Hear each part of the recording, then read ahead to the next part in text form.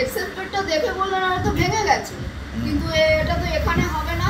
আমি একটা টেম্পোরারি কিছু করছি, এটা মেডিকেল কলেজে উনি রেফার করে দিলেন, মেডিকেল কলেজে যেতে হবে, লিখে দিলেন।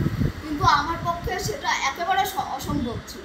মেডিকেল কলেজে যাব, সেটা যাতায়াতের কতটা সময় লাগবে, ওটা ওখানে হতে কতটা সময় লাগবে সেও আমি জানি না।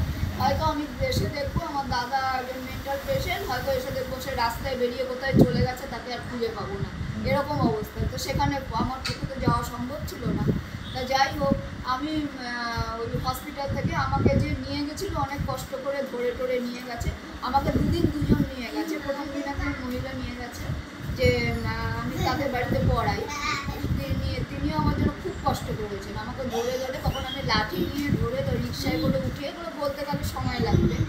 তারপরে হসপিটালে তো এক জায়গা থেকে আরেক জায়গায়, যেমন ওপিডি একদিকে, এক্স রে এক জায়গায় হয়, বারবার আমাকে নিয়ে। আর দ্বিতীয় দিন যে নিয়ে গেছে একজন ভদ্রলোক, ওনাকেও ধরে নিয়ে গেছে। ওখানে নিয়ে আমাকে হুইল চেয়ারে করে ওঠানো নামানো করতে হয়েছে, চলার কোনো ক্ষমতা ছিল না। তারপর টোটোয় উঠে চলে এসেছি, যাওয়ার সময় রিক্সায় গেছিলাম।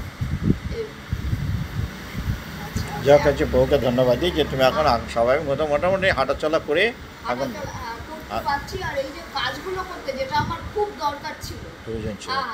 আমি তোমাকে কি বলেছিলাম, আগে নিজের শরীরটাকে ভালো করলে তুমি সব কিছু পাবে। তুমি আগে কাজটা দেখছিলে, কিন্তু এটা দেখছি না, আগে আমার শরীরকে সুস্থতা করতে হবে, তাই না? যে কন্ডিশন হয়েছে সেটা। আমি আমার শরীর, মানে আমার যখন পাটা ভালো ছিল, আমার শরীরের মানে কন্ডিশন এত খারাপ থাকতো যে আমার কোনো অর্ডার থাকলেও আমি হয়তো যেতে পারতাম না, দিনের পর দিন সেগুলো মিস করেছি।